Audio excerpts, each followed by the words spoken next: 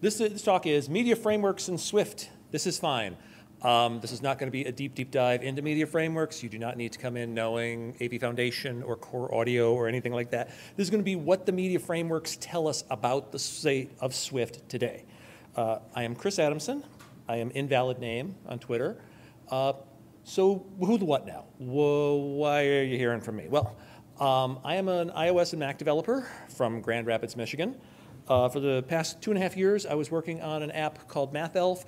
This is basically Uber or Lyft for high school math tutoring. So you send a picture of your homework, and a tutor will pick it up, and the two of you can draw together and talk to one another. This, like I said, for 2.5 years, this was entirely written in Swift. So we went really deep on Swift, really enjoyed working with Swift as we were doing this. Now, I also write books. On the left, you can see I have a beginner book for iOS 10 SDK development. That's from Pragmatic Programmers. That's available as an ebook now. The print version will come soon. On the right is the somewhat more advanced book, which is Learning Core Audio. That is written entirely in procedural C. Other thing I've been doing lately is I've really been getting into doing live streams. And that's so where, basically you tune into my website at 10 p.m. on Friday nights, and I'll be doing something like, well, I do some code-alongs to show you how to write code in the playground. This is actually, we're just doing all the code from the book so we can build a video library of all the programming examples. But then after a half hour, I switch over and I do Let's Plays of iOS and Mac games. This is a rhythm action game called Voez, which we covered a few weeks back. And then after that, we close out the night by playing a visual novel called Muv-Love. And visual novels are sort of like choose your own adventure, but with graphics, sound, giant robots, politics, and adults-only scenes. So they're pretty awesome. Now, when I make these live streams, I use an application called Wirecast. Wirecast is sort of like a television production studio for your Mac. So this is what I'm looking at on my second monitor when I'm actually running the live stream. As you can see, I've got a whole bunch of shots at the bottom, and those are my cameras, or maybe they're flat files I'm going to play, they're static images, they're portions of my screen that I'm capturing. I can mix all these things together. Well, what I found was when I was capturing from my iPad, I just basically had Wirecast create me a shot from the input from the iPad, and it looked like this. And at first it's okay, and as you can see, the image is like completely falling apart with every major movement. I'm just getting blurry garbage all over the place. And then I plugged in and I just used QuickTime. And so I looked at the QuickTime preview window and I captured that, and it was fine. And so then I asked myself, okay, what's going on in Wirecast? Is there like not some good way to capture from an iOS device and get it into your Mac as a video stream? So I said, I'm sure there's a way to do that. So I went over to my documentation. I looked up the AV capture device. And the AV capture device has a class method called devices. And devices will return you an array of all the devices that can provide some form of media capture that are currently connected to your system. Now, it returns it in the form of an optional array of type any. So I have to do a little bit of song and dance here and an if-let to say, did I get anything back? Also filter out anything that isn't an AV capture device. But once you have an array of AV capture devices, log all those out. So this is how I look to see, can I, through the public SDK, see my input device, my iPad? And so I looked at the results, and all I had was basically my hardware devices, like my USB mic input and my webcam and a couple virtual devices like Loopback and Soundflower. Like, I'm sure there's a way to get iOS devices in there.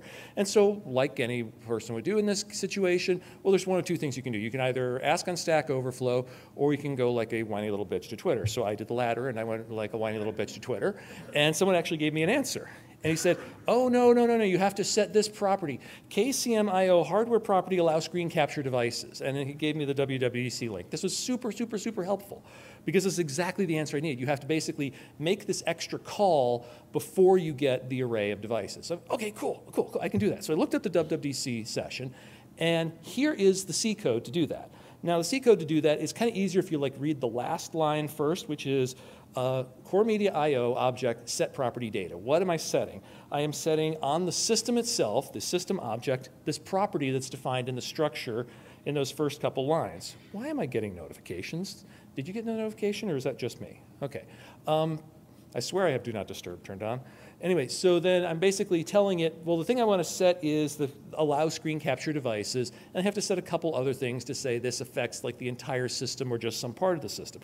But this is reasonably sensible idiomatic C. If you've written C for any of the low-level media frameworks, this looks exactly the same as Core Media or Core Video or Core Audio. They all look and work the same. For a C programmer, this is fine.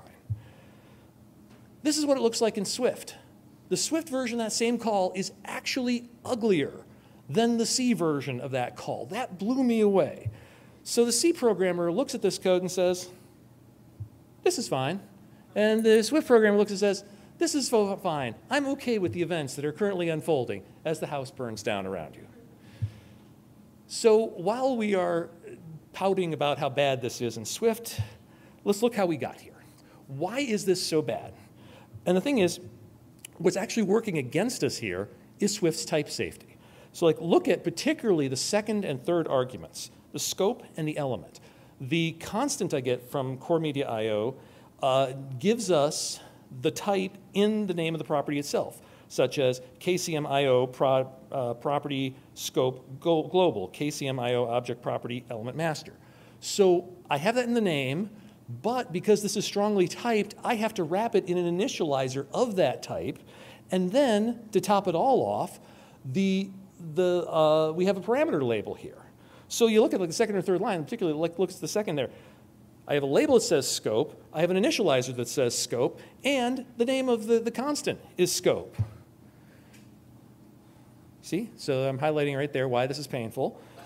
And that in turn means, yo dog, I heard you like Core Media I/O property scopes. Your scope parameter needs to wrap the scope constant in the scope initializer. Okay, this is kind of horrible. So I went and looked at the header file as converted to Swift at these types. You can see the constants are defined as uint32s. That means we'd really love to have these as an enum, right? You could have an enumeration. It would list all the known constants and no others. But instead, to be compatible with C, this has to be written in such a way that you're basically going to take any uint32, please only use the values that actually exist. You can see there, the three types there are defined as uint32s, and then under that is the structure, which has the three members, selector, scope, and element, and then an initializer that takes all three of them. So this is fairly painful that we have to use uint32s. You know, you could maybe create your own enumeration based on uint32s and pass in raw values. That's still going to look kind of nasty. What I thought we could clean it up, though, is I said, well, wait a second, this is Swift. We can extend anything in Swift. So we can extend those types themselves, and if we can't have enumerations, we could at least use static lets to define the values that we know about, we know are going to exist, do the initialization to get our sort of type safety there, and then we can turn this very ugly line here into something that I think that a Swift program is going to be much more comfortable with. This is exactly what Swift should look like. Okay? So we can use Swift to make this better. Now, I'm going to take a look at something that's a little bit bigger than a single line call, which means it's time to do a demo. Now, this demo is going to take us back. You can see, okay, does anybody know what a record player was? So long, long ago, before iTunes and Spotify and compact discs, we would get vinyl records, and the audio was analog. It was a set of grooves. Little needle there on that arm like vibrates in the groove. Well, some people and would spin at a fixed speed. You either set it at 33, 45, or 78. But the record players would also have neutral. And sometimes people would put the record player into neutral and spin it counterclockwise. So all the sound would come out backwards. It turns out that some people saw this as being proof that Paul McCartney had died and was replaced by a double in the Beatles. You're thinking, where the heck would anybody get that idea from playing a song backwards? Well, let me show you. If we go over here to my demo, I'm going to load up the song Revolution 9 by the Beatles from the White Album. And this is just a sort of a collection of sound effects. It is, to the music critics, it's called musique concrète, I believe is the term. Hopefully the audio out is working. Let's play. Number 9, number 9, number 9, number 9, number You hear him saying number 9, number 9, number 9? Number 9. If I play that backwards, which is what this app does, it plays sounds backwards, you're going to hear what sounds like the phrase, "Turn me on, dead man." Let's play it backwards. Watch, the timer's going to count down backwards.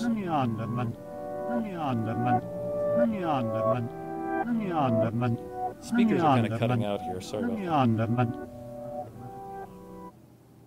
But yeah, so "Turn Me On, Dead Man" was meant to be a secret message telling you that Paul McCartney had actually died.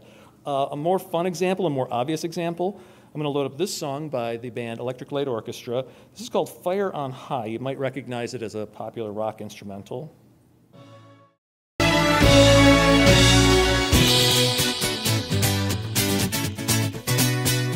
of you have heard this song? Now this actually, I'm going to pause it. If I go back to about 20-some seconds, this starts off with this sort of like a spooky horror movie style of music. Now,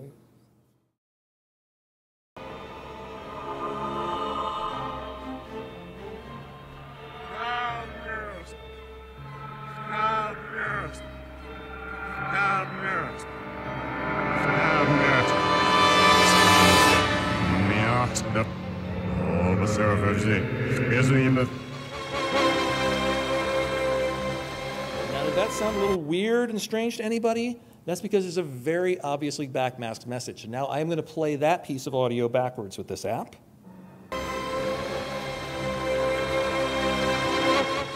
The music is reversible, but time is not. Turn back. Turn back.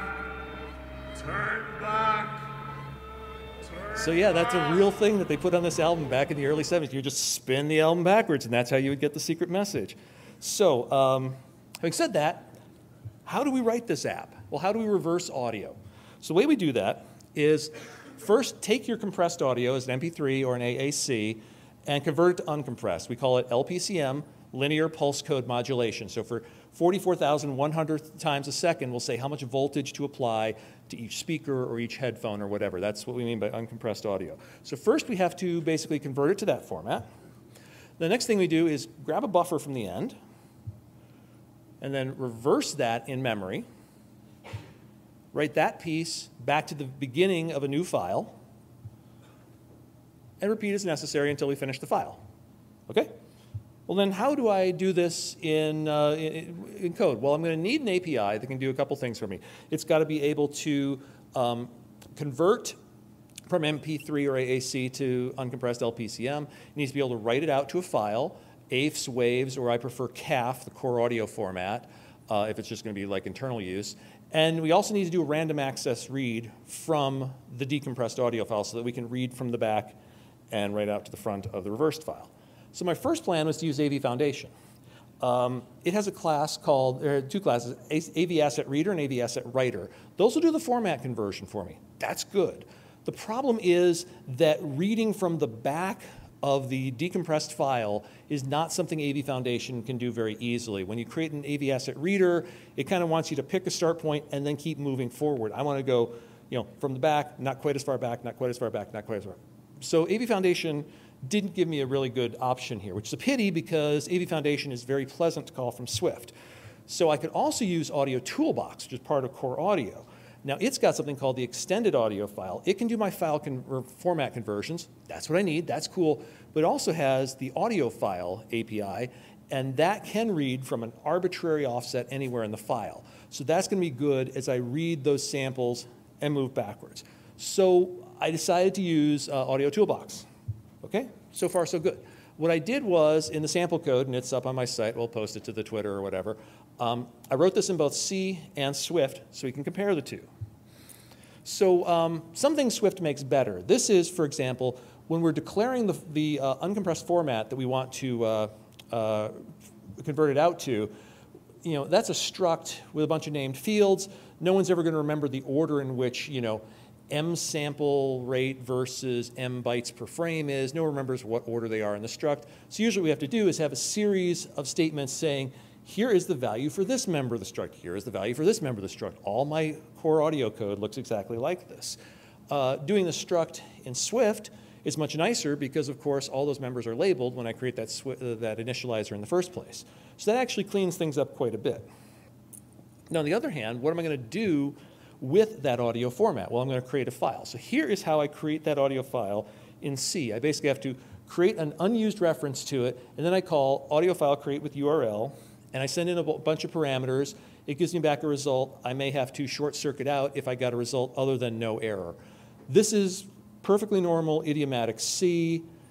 If I look at the Swift version, sadly, the Swift version looks almost exactly like the C version, and more importantly, it doesn't look like Swift. Nobody wants their Swift to look like this because this doesn't look like Swift. This looks like C. So in fact, in the spirit of those haters on YouTube who like criticizing stuff, I'm going to quickly go through everything wrong with audio reversing Swift.Swift in 8 slides or less. So let's look at that one line of code that was so terrible again. What's wrong with this? For one, it uses a free function rather than a method on audio file. That's terrible. 2, errors are communicated via the return value rather than throwing anything. 3, some of the parameters are uint32 constants. Some of them are enumeration cases. That's terrible. 4, we don't get to pass in the format itself. Instead, because some functions, though not this one, reserve the right to change the format you pass into them, we have to pass this as a pointer. So rather than being able to pass in audio stream basic description, we have to pass unsafe pointer of type audio stream basic description. Again, this is not very Swifty. Finally, since the return type was used by the status code, we can't actually return back the object that you were creating in the first place. So instead, you have to basically pass in a pointer where you will then populate that pointer in the final parameter. And that's where you're going to get back the audio file you've created. Again, perfectly idiomatic C, but horrible in Swift. And that's to say nothing of the fact that we're doing pointer arithmetic. So I didn't even know before I wrote this that Swift had memcopy. By the way, Swift has memcopy. It also, the first 2 lines inside the for loop there, that's actually a pointer arithmetic. So I'm taking, say, take the beginning of the buffer and then calculate an offset into that buffer based on where we are in the for I loop times how many bytes are in each packet. Again, perfectly good in C, but boy, you don't want to write Swift code like this. So if you like Swift and you hate C, you're probably really, really hating my code right about now. So you think to yourself, well, you know, that first example of mine, you know, I just wrapped everything. You know, so you could do something like this. This is an extension on audio file, and all I've done here is I've taken all the ugliness of that code there, and I've put it in a failable initializer. So this does that same work you saw before, where I'm calling audio file create with URL, and I'm putting it all here, and then the things that can fail are caught by a guardlet at the end. And if those don't work, we'll return nil. Otherwise, I'm going to create you an object, and I'm going to return it back to you. You can totally do this. You can then do this for every single function in Core Audio, and you can release that as a handy-dandy framework for your Swift callers. Unfortunately, wrapping Core Audio in higher-level languages has been something of a parlor game among developers for the last decade. And one of the best was the amazing audio engine that was created by the guy who did Loopy and Audio Bus, but he's not updating that anymore. There was another one called Novocaine. I think it's still viable, but it hasn't been updated since last summer. You have a bunch of these. Some of them are in various states of well-being. So that's an option, is either do it yourself or have somebody else wrap all of this in a somewhat nicer framework. I would like to maybe suggest you do something else, which is an approach I call render unto Caesar, from the old parable, render unto Caesar what is Caesar's, render unto God what is God's. That being that I end up making, in this whole reversing thing, I make, I don't know, like probably 10 Core Audio calls.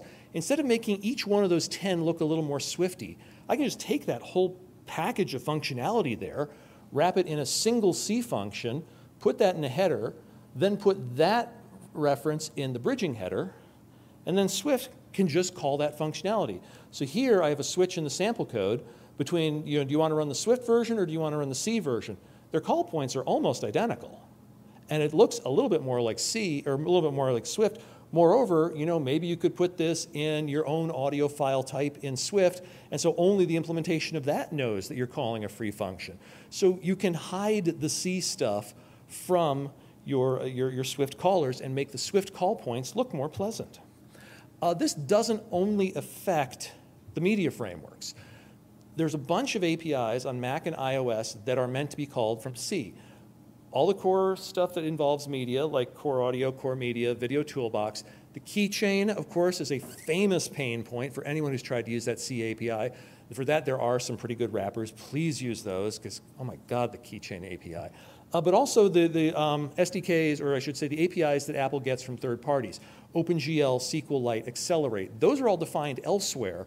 So those are going to be C things. So if you have a problem with C syntax, you can call them from Swift, but it's still going to look like C.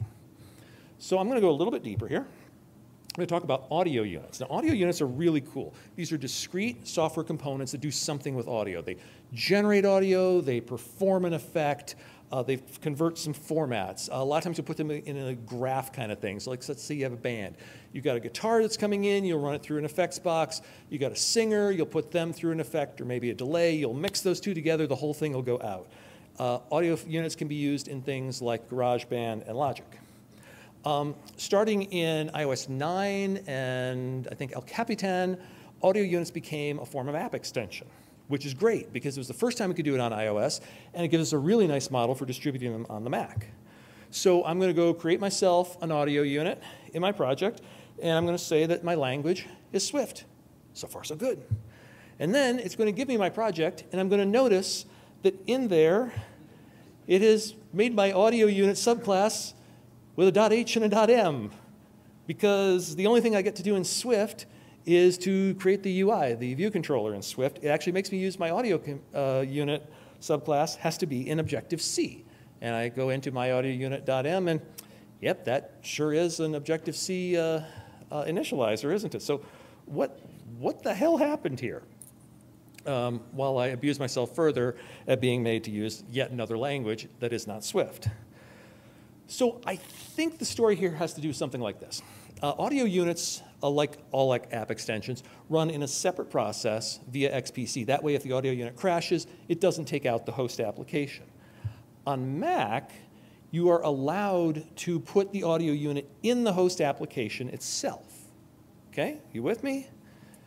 Well, we can see how this might lead to a little bit of danger in the current state of Swift. Let's say I compile my audio unit in Swift, and round peg, round hole, everyone's happy, right? But then let's say that Swift 4 comes out, and the calling conventions change, and offsets are different, because Swift does not currently have a stable abstract binary interface. And then I try to put it into my application, and it doesn't end well for anybody. I'm not completely sure that this is what's going on. I posted a letter to the Core Audio mailing list last week. I didn't get a confirmation. I think this is what the story is. For the time being, that's probably why we can't write these in Swift, and we have to use Objective-C. We know the ABI Stability Manifesto recently pushed off work on ABI stability out of Swift 4, so we'll at least be Swift 5 before we get ABI stability in Swift. We're not done abusing all of us audio-minded Swift developers just yet. Because we have to get to the whole idea of actually performing the work of the audio unit. Now, 2WWDC is back. We talked about this. This is the task of rendering. The Apple speaker said, this is the scary slide for those of you who are going to be doing audio rendering. You're thinking, scary?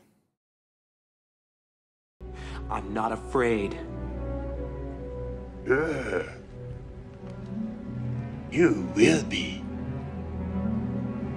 You will be. So you're thinking, why should I be afraid? Well, this is what it looks like when you actually go to do your rendering. You have to return a block, and it's going to pass into you things like the action flags tell you what you're supposed to do. It tells you how many frames that are expected of you. Either if you're doing an effect, it'll pass in the current audio that you can then work on. If you're a generator, you'll get an empty array that you have to fill, or empty buffer, excuse me. But this is what the call point looks like. There's a fairly scary thing here that says, capture in locals to avoid obc member lookups. If self is captured in render, you're doing it wrong. Why do they want you to be scared about this? The render is called on a real-time thread. It only has a very small window of time before it's going to return whether or not you are done working with that buffer. So if you have failed to fill it, you're going to get empty data or garbage, which is going to sound like an audio glitch when it goes out to your end user. Moreover, because this is being called on a real-time thread, you can't do anything that blocks. Well, what blocks? Okay, obviously, I am not going to perform network or file I/O when I'm being called on such a short deadline. But it also means you can't wait on a mutex or a semaphore. That in turn means you cannot call Objective-C message send. You cannot capture any obc or Swift object. You cannot malloc. Basically, the only thing you should be doing in here is dealing with primitive types or structures that you have captured as pointers, and that could be the only thing you capture in here. So this obviously, becomes completely impossible to us in Swift. This is where the concept of ownership, that has been one of the things we've been talking about for the past couple of weeks in the Swift community, has been talking about. Because the ownership manifesto, look at this thing that I've italicized here. For example, keeping up with an audio stream is not a taxing job for a modern processor, even with significant sample overheads, but any sort of unexpected hiccup is immediately noticeable by users. And again, the problem with why we can't write the render block in Swift is that we don't have control over saying, I just want a pointer to an int. I can't express that without capturing self. So the manifesto about ownership talks about 3 systems for a new ownership system that are going to clean this up. I would encourage you to read that. I'm going to pick up time here because we're kind of running tight for time. So the other thing I think is interesting about this, though, is that Apple describes, and from the beginning has described Swift as a systems programming language. Seeing these limitations, like with audio units, then makes me wonder, could you write a device driver with Swift today? Do we believe that Apple wrote APFS, the new file system, with Swift? I think I have some honest suspicions here. And the other question is, when are we going to get to a point when it's okay to do this? Well, as we saw, ABI stability is not going to be in Swift 4, so we're not getting it this year. We don't know when the ownership system of, passing, having the ability to allow objects to share their references without, pulling ARC into the picture or whatever. We don't know when that's going to be. And we don't know if those alone are enough to get us over these hurdles. So in terms of writing something like an audio unit completely in Swift, the absolute best case would be the end of next year if everything makes it into Swift 4 and it's all good. Realistically, we are looking at the next decade before we can do these kinds of tasks with Swift. So I would encourage you in the meantime to get comfortable with C or hire someone like me who is comfortable in C. But C is not the same old language that it used to be. You can write fairly nice idiomatic C for the modern era while we wait for Swift to catch up on these things that Swift is not yet ready to do. So what I'll leave you with as strategies is say, if you can possibly use AV Foundation, do it. It does most of what most people need. AV Foundation is very pleasant to work with in Swift. Use that if you can. If you can't, and you have to mix C and Swift code, it's usually better to just partition off all of the work that you're going to do with something like a core audio into its own thing, and then just basically give yourself some convenient-looking call point in a bridging header. So the idea is that your Swift call points should look like pleasant, easy to read, easy to maintain, idiomatic Swift. Don't write Swift that happens to work but looks like C, because every Swift programmer is going to hate you. That is my talk. I am Invalid Name. Please hit me up on Twitter or elsewhere if you have further questions. We out of time? Thanks.